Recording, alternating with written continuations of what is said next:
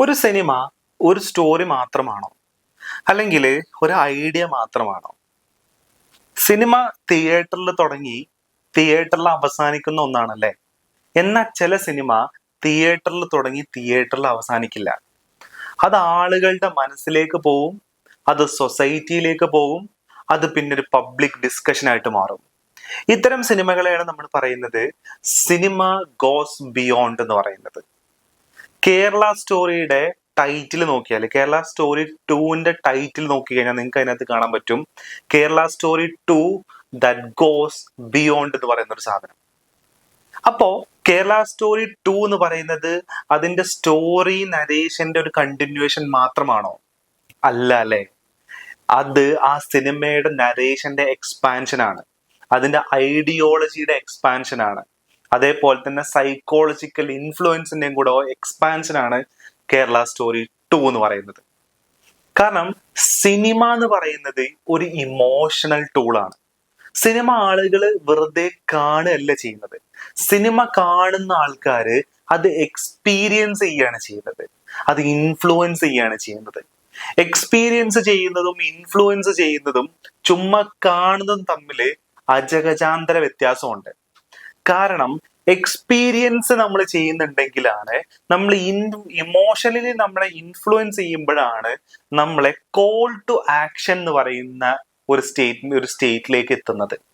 ആ സിനിമ നമ്മുടെ ഉള്ളിൽ ഇൻജക്ട് ചെയ്യുന്നത് എന്താണോ, ഹൈപ്പോഡെർമിക്കൽ നീഡിൽ തിയറി എന്നൊക്കെ നമ്മൾ കമ്മ്യൂണിക്കേഷനിൽ പറയും. അതുപോലെ നമ്മുടെ ഉള്ളിൽ ഇൻജക്ട് ചെയ്യുന്നത് എന്താണോ, ആ ഇൻജക്ഷൻ ആണ് പിന്നീട് കോൾ ടു ആക്ഷൻ എന്ന് പറയുന്ന ഒരു ഏരിയയിലോട്ട് എത്തിക്കുന്നത്. ഇപ്പോ ഇത്തരം പ്രൊപ്പഗണ്ട സിനിമകൾ, അതായത് പൊളിറ്റിക്കലി ഐഡിയോളജിക്കലി ഒക്കെ നമ്മുടെ ഒരു ഒരു ഒരു ശ്രേണിയിലോട്ട് അല്ലെങ്കിൽ ഒരു ചേരിയിലോട്ട് നമ്മൾ എത്തിക്കുന്ന സിനിമകളെയാണ് നമ്മൾ പ്രൊപ്പഗണ്ട സിനിമകൾ എന്ന് പറയാം. അത് സൈക്കോളജിക്കലി നമ്മളെ ഇൻഫ്ലുവൻസ് ചെയ്യും, സോഷ്യോളജിക്കലി നമ്മളെ ഇൻഫ്ലുവൻസ് ചെയ്യും. നമ്മുടെ A to Z കാര്യങ്ങളിൽ, ഒരു വ്യക്തിയുടെ A to Z കാര്യങ്ങളിൽ ഇൻഫ്ലുവൻസ് ചെയ്യുന്ന ഒന്നാണ് ഈ പറയുന്ന പ്രൊപ്പഗണ്ട സിനിമകൾ എന്ന് പറയുന്നത്. അപ്പോ ഫിയർ, ആങ്കർ, പാട്രിയോട്ടിസം, സൈക്കോളജി പോലെയുള്ള ഒരു മനുഷ്യന്റെ മൂലഘടകങ്ങളെയാണ് ഈ പറയുന്ന ഈ പ്രൊപ്പഗണ്ട സിനിമകൾ എല്ലാ കാലത്തും ഇൻഫ്ലുവൻസ് ചെയ്യുന്നത് എന്നുള്ളതാണ്. അപ്പോൾ കേരള സ്റ്റോറി 2 എന്ന് പറയുന്ന സിനിമ, അല്ലെങ്കിൽ കേരള സ്റ്റോറി എന്ന് പറഞ്ഞ സിനിമ പ്രൊപ്പഗണ്ട സിനിമ ആണോ അതോ പ്രൊപ്പഗണ്ട സിനിമ അല്ലേ? അപ്പൊ നമുക്ക് മനസ്സിലാകാം കേരള സ്റ്റോറി 2 എന്ന് പറയുന്നത് പ്യുവർലി ഒരു പ്രൊപ്പഗണ്ട സിനിമയാണ് അല്ലെ. കാരണം ആ സിനിമ ഒരിക്കലും തിയേറ്ററിന്റെ ബൗണ്ടറികളിൽ ഒതുങ്ങി നിന്നിട്ടുള്ള ഒരു സിനിമയല്ല.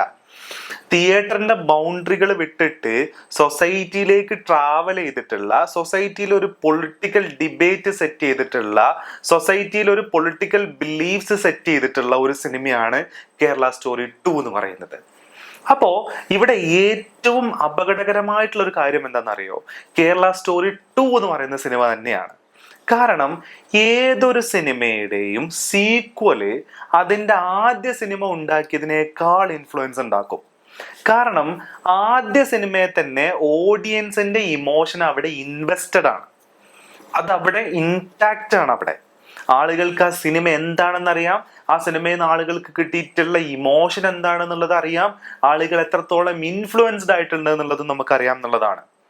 അപ്പോ ആ ഇൻഫ്ലുവൻസിനെ, ആ നരേഷനെ എക്സ്പാൻഡ് ചെയ്യുന്നതാണ് ബേസിക്കലി കേരള സ്റ്റോറി 2 എന്ന് പറയുന്നത്. So Kerala story 2 goes beyond the boundaries of theatre എന്നുള്ളതാണ്. അത് വീണ്ടും ഒരു പൊളിറ്റിക്കൽ ഡിബേറ്റിലേക്കും സൊസൈറ്റിന്റെ വ്യൂവിനെയും പെർസെപ്ഷനെയും ഡിസ്റ്റോർട്ട് ചെയ്യുന്നതിലേക്കും ഒരു പുതിയൊരു സാധനം സെറ്റ് ചെയ്യുന്നതിലേക്കും വരുന്നു എന്നുള്ളതാണ്. ഇപ്പോ കമ്മ്യൂണിക്കേഷനിൽ കൾട്ടിവേഷൻ തിയറി എന്ന് പറഞ്ഞൊരു തിയറി ഉണ്ട്. അതായത് നമ്മൾ കണ്ടിന്യൂസ് ആയിട്ട് ഏതെങ്കിലും എലമെന്റിനോട്, ഏതെങ്കിലും തരത്തിലുള്ള വിഷ്വൽ കമ്മ്യൂണിക്കേഷൻ മീഡിയം, അല്ലെങ്കിൽ നമ്മൾ എന്തെങ്കിലും വീഡിയോയോ അല്ലെങ്കിൽ ടെലിവിഷൻ പ്രോഗ്രാമോ ഒക്കെ നമ്മൾ കണ്ടിന്യൂസ് ആയിട്ട് നമ്മൾ കൺസ്യൂം ചെയ്യുകയാണെന്നുണ്ടെങ്കിൽ ആ പ്രോഗ്രാമിൽ പറയുന്ന കാര്യങ്ങൾ സത്യമാണെന്നുള്ള ഒരു ബിലീഫ് നമ്മുടെ ഉള്ളിൽ ഉണ്ടാവും എന്നുള്ളതാണ്. നമ്മുടെ പെർസെപ്ഷനെ, നമ്മുടെ ഒപ്പീനിയനെ അത് ഡിസ്റ്റോർട്ട് ചെയ്യും എന്നുള്ളതാണ്. അപ്പൊ നിങ്ങളൊന്ന് ആലോചിച്ച് നോക്കിയേ, കേരള സ്റ്റോറി 2 അത് ഓൾറെഡി കുറേ ആൾക്കാരുടെ ഉള്ളിൽ ഒരു പെർസെപ്ഷൻ ക്രിയേറ്റ് ചെയ്തിട്ടുണ്ട്. കേരളത്തിനെ കുറിച്ചും അതേപോലെ തന്നെ മുസ്ലിം മൈനോറിറ്റീനെ കുറിച്ചൊക്കെ ആളുകളുടെ ഉള്ളിൽ ഒരു പെർസെപ്ഷൻ ക്രിയേറ്റ് ചെയ്തിട്ടുണ്ടല്ലേ. ആ ക്രിയേറ്റ് ചെയ്തിട്ടുള്ള പെർസെപ്ഷനെ ഡിസ്റ്റോർട്ടഡ് പെർസെപ്ഷനിലേക്ക് വീണ്ടും ഫ്യൂവൽ ചെയ്യാണ് കേരള സ്റ്റോറി 2 എന്ന് പറഞ്ഞ സിനിമ ചെയ്യുന്നത് എന്നുള്ളതാണ്. പക്ഷേ ലക്കിലി കുറെ ആളുകൾക്കെങ്കിലും അത് തിരിച്ചറിയാനും അതിനെ ട്രോളാനും അതിനെ ട്രോളി കൊല്ലാനും പറ്റി എന്നുള്ളതാണ്. ഇപ്പോ സുപ്രീം കോടതി വരെ ആ ഒരു കാര്യത്തില്, ഹൈക്കോടതി വരെ ആ ഒരു കാര്യത്തില് ഇടപെട്ടിട്ടുണ്ട് എന്നുള്ളതാണ് കേരള സ്റ്റോറി എന്ന് പറഞ്ഞ സിനിമയുടെ കാര്യത്തില്. ഇനി ഈ പ്രൊപ്പഗണ്ട സിനിമ എന്ന് പറയുന്നത് ഈ പറയുന്ന ഇന്ത്യയിൽ ഈ ഒരു 10-12 വർഷമായിട്ട് മാത്രമുള്ള ഒന്നാണോ ലോകത്തില്? അല്ല. പ്രൊപ്പഗണ്ട സിനിമകള് ലോകത്തിൽ എല്ലാ കാലത്തും ഉണ്ടായിട്ടുണ്ട് എന്നുള്ളതാണ്. ലോകത്തില് പൊളിറ്റിക്കൽ സോഷ്യൽ ഒരു സെറ്റപ്പില് പലതരത്തിലുള്ള പൊളിറ്റിക്കൽ സോഷ്യൽ സെറ്റപ്പില് പലതരത്തിലുള്ള പ്രൊപ്പഗണ്ട സിനിമകൾ ലോകത്തിൽ ഉണ്ടായിട്ടുണ്ട് എന്നുള്ളതാണ്.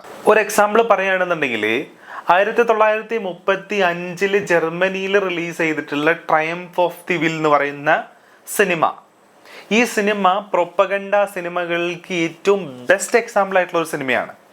അതായത് ഈ സിനിമയിൽ പറയുന്നത് നാസി ജർമ്മനിയുടെ അല്ലെങ്കിൽ നാർസിസ്റ്റ് ഐഡിയോളജീനെ പ്രൊപ്പഗേറ്റ് ചെയ്യുന്ന ഒരു സിനിമയാണ് ട്രയംഫ് ഓഫ് ദി വിൽ എന്ന് പറയുന്നത്.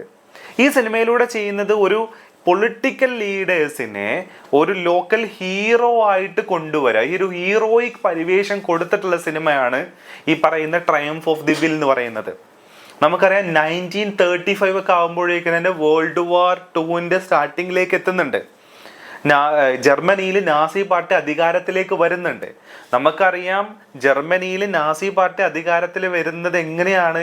വേറൊരു മൈനോറിറ്റീനെ കാണിച്ചിട്ട് അവരെ നിങ്ങളെ ഇപ്പൊ വന്ന് നിങ്ങളെ മൊത്തത്തിൽ അടിച്ചുകൊണ്ട് പോവട്ടോ, നിങ്ങളുടെ സ്വത്ത് അവരടിച്ചുകൊണ്ട് പോവട്ടോ, ഇത്തരത്തിലുള്ള നരേറ്റീവ്സ് സെറ്റ് ചെയ്തിട്ടാണ് ജർമ്മനിയിൽ നാസികൾ അധികാരത്തിൽ വരുന്നത്. അപ്പൊ ആ സിനിമ ആക്ച്വലി അന്ന് നാസി ജർമ്മനിയിലുള്ള പൊളിറ്റിക്കൽ ലീഡേഴ്സിന് ഹീറോയിക് പരിവേഷം കൊടുത്തിട്ടുള്ള സിനിമയാണ് ട്രയംഫ് ഓഫ് ദി വിൽ എന്ന് പറയുന്നത്. ഇത് 1935 ഇറങ്ങിയിട്ടുള്ള ഒരു സിനിമയാണ്. വേൾഡ് വാർ 3 അല്ലെങ്കിൽ വേൾഡ് വാർ 1 ശേഷം വേൾഡ് വാർ 2 പശ്ചാത്തലത്തിൽ വരുന്ന ഒരു സിനിമയാണിത്. ഇനി മറ്റൊരു സിനിമ 1915 എൻ്റെ ഒരു ഓർമ്മ, ദ ബർത്ത് ഓഫ് നാഷൻ എന്ന് പറയുന്നത്. DW ഗ്രിഫിത്തിന്റെ സിനിമയാണത്. നമുക്കറിയാം DW ഗ്രിഫിത്ത് എന്ന് പറയുന്നത് ദ ഫാദർ ഓഫ് എഡിറ്റിംഗ് എന്ന് വിളിക്കാറുണ്ട്. ഹോളിവുഡിന്റെ ഫൗണ്ടർ എന്ന് വിളിക്കാറുണ്ട് നമ്മൾ DW ഗ്രിഫിത്തിനെ. ടെക്നിക്കലി അന്ന് ടോപ്പ് നോച്ച് ആയിട്ടുള്ള ഒരു സിനിമയാണ് ഈ പറയുന്ന ബർത്ത് ഓഫ് നേഷൻ എന്ന് പറയുന്നത്. പക്ഷെ ആ സിനിമക്കകത്തുണ്ടായിരുന്ന കണ്ടന്റ് എന്ന് പറയുന്നത് കോൺട്രവേഴ്ഷ്യൽ ആയിരുന്നു എന്നുള്ളതാണ്. വൈറ്റ് സുപ്രീമസിനെ, വൈറ്റ് ഹെജിമണീനെ, വൈറ്റ് സുപ്രീമസിനെ പ്രൊപ്പഗേറ്റ് ചെയ്യുന്ന സിനിമയായിരുന്നു ഈ പറയുന്ന ബർത്ത് ഓഫ് നാഷൻ എന്ന് പറയുന്നത്. സൗത്ത് ആൻഡ് നോർത്ത് അമേരിക്കൻ എന്താ പറയാ ഈ പറയുന്ന സ്ലേവുകളെ ഫ്രീ ആക്കുന്നതെല്ലാമായി ബന്ധപ്പെട്ടിട്ടാണ് ആ ഒരു സിനിമ വരുന്നത്. അപ്പോ വൈറ്റിന്റെ സുപ്രീമസിനെ ഊട്ടി ഉറപ്പിക്കാൻ വേണ്ടിയിട്ട് ഉണ്ടാക്കിയിട്ടുള്ള സിനിമയാണ് അത്. ആ കാലഘട്ടത്തിലെ അന്നത്തെ പൊളിറ്റിക്കൽ റിയാലിറ്റി അല്ലെങ്കിൽ അന്നത്തെ പൊളിറ്റിക്സിന് ആവശ്യമായിട്ടുള്ള പബ്ലിക് പെർസെപ്ഷനെ ക്രിയേറ്റ് ചെയ്യുന്ന അല്ലെങ്കിൽ പബ്ലിക് പെർസെപ്ഷനെ ഡിസ്റ്റോർട്ട് ചെയ്യുന്ന സിനിമയായിരുന്നു ദ ബർത്ത് ഓഫ് നേഷൻ എന്ന് പറയുന്നത്. ട്രയംഫ് ഓഫ് ദി വില്ലും അതേപോലെ തന്നെ സിനിമയാണ്. നമ്മുടെ നാട്ടില് ഉറി, പഠാൻകോട്ട് എന്നൊക്കെ പറഞ്ഞ്, അതേപോലെ തന്നെ കാശ്മീർ ഫയൽസ് എന്നൊക്കെ പറഞ്ഞ ഒരുപാട് പ്രൊപ്പഗണ്ട സിനിമകൾ നമ്മുടെ നാട്ടിലും ഉണ്ട്. ഈ സിനിമകളെല്ലാം തന്നെ ചെയ്യുന്നത് ഈ സിനിമകൾക്ക് ഒന്നിനും തന്നെ ഗ്രൗണ്ട് റിയാലിറ്റി ആയിട്ട് ബന്ധമുണ്ടോ എന്ന് ചോദിച്ചു കഴിഞ്ഞാൽ വലിയ ബന്ധമൊന്നും ഉണ്ടായിരിക്കത്തില്ല എന്നുള്ളതാണ്. ജിങ്കോയിസ്റ്റിക് ആയിട്ടുള്ള കാര്യങ്ങള്, അതേപോലെ തന്നെ ഊതിപ്പെരിപ്പിച്ചിട്ടുള്ള കാര്യങ്ങള്, ഇത്തരം കാര്യങ്ങളെല്ലാം പ്രൊമോട്ട് ചെയ്യുന്ന സിനിമകളായിരിക്കും ഈ പറയുന്ന പ്രൊപ്പഗണ്ട സിനിമ എന്ന് പറയുന്നത്. അപ്പോ ഒരു സിനിമ പോസിറ്റീവ്ലി സിനിമ തിയേറ്ററിന്റെ ബൗണ്ടറിക്ക് അപ്പുറത്തേക്ക് സഞ്ചരിക്കാറുണ്ട് പല സിനിമകളും. അതായത് സൊസൈറ്റിയിൽ അത്രയും കാലം മറച്ചു വെക്കപ്പെട്ടുള്ള സാധനങ്ങളെ മറനീക്കി കൊണ്ടുവരുന്ന ഒരുപാട് സിനിമകളുണ്ട്. ഇപ്പോ മലയാളത്തിൽ തന്നെ നമ്മൾ പറയുകയാണെന്നുണ്ടെങ്കിൽ ഇപ്പോ ഫെമിനിസ്റ്റ് കാഴ്ചപ്പാടുകളെ വളരെ എക്സ്പ്ലിസിറ്റ് ആയിട്ട് കാണിക്കുന്ന ചില സിനിമകളുണ്ട് നമ്മുടെ മലയാളത്തിൽ. ഇപ്പൊ 22 ഫീമെയിൽ കോട്ടയം എന്ന് പറഞ്ഞ സിനിമയുണ്ട്, ഫെമിനിസ്റ്റ് ഫാത്തിമയുണ്ട്, പിന്നെ അതേപോലെ തന്നെ നമ്മുടെ ഗ്രേറ്റ് ഇന്ത്യൻ കിച്ചൺ പോലെയുള്ള സിനിമകളൊക്കെ ഉണ്ട്.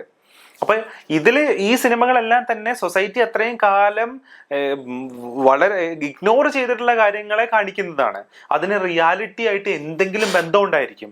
പക്ഷേ കേരള സ്റ്റോറി 2 എന്ന് പറയുന്ന സിനിമയ്ക്ക് ഈ പറയുന്ന റിയാലിറ്റി ആയിട്ട് എന്തെങ്കിലും ബന്ധമുണ്ടോ? മുള്ളിത്തെറിച്ച ബന്ധമുണ്ടോ? ഇല്ല എന്നുള്ളതാണ്. ഇത് പാർലമെന്റില് അമിത്ഷാ വരെ പറഞ്ഞിട്ടുണ്ട് ഇങ്ങനെ ഒരു കാര്യം ഇല്ല എന്നുള്ള ഒരു സംഭവം. എന്നിട്ട് അതിനെയാണ് ഊതി പെരുപ്പിച്ച് വലുതാക്കുന്നത്. അപ്പോൾ ഈ സിനിമയുടെ ഇന്റൻഷൻ എന്ന് പറയുന്നത് വളരെയധികം ക്ലിയർ ആണ്. അതായത് ഒരു നരേഷനെ സെറ്റ് ചെയ്യുക.